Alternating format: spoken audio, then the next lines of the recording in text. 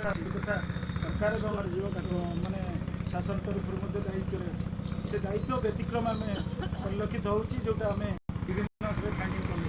ସେ କଥାକୁ ନେଇ କେମିତି କରିବା ଆଲୋଚନା ବସିକି ହେବ, ତା କ୍ଷେତ୍ର ସ୍ତରରେ ଉପସ୍ଥିତି ହେଇକି ସମାଧାନ ଦେବା କଥା ହେବ। ସେଇ କଥା ଠିକ୍ ଅଛି, ଆମେ ଜିଲ୍ଲାପାଳଙ୍କୁ ଏଟା ଅବଗତ କରିଦେବୁ।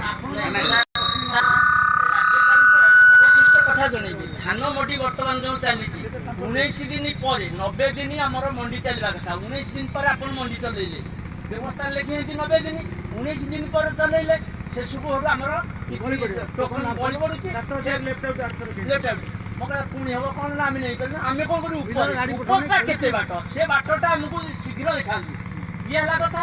ତାପରେ ଲେଖା ହେଇଛି ଯେ କାହାରି କଟା ହବ ନାହିଁ। 3 କେଜି କାଲି ଗୋଟେ ପ୍ରେସିଡେଣ୍ଟ ଗୋଟେ ମିଟିଂରେ କହୁଛି 2 କେଜି କାଟ ହବ।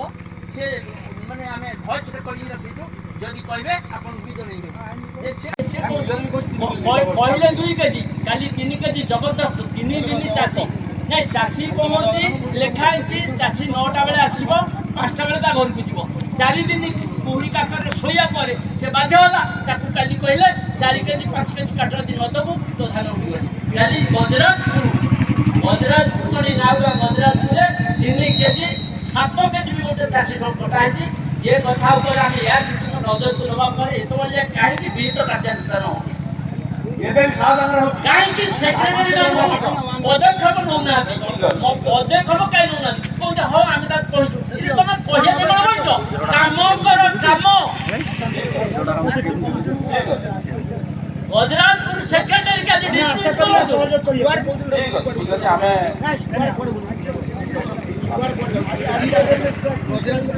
ଅଭ୍ୟାସ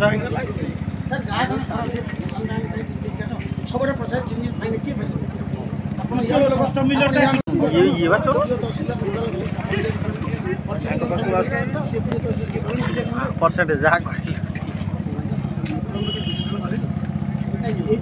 आगे रिजल्ट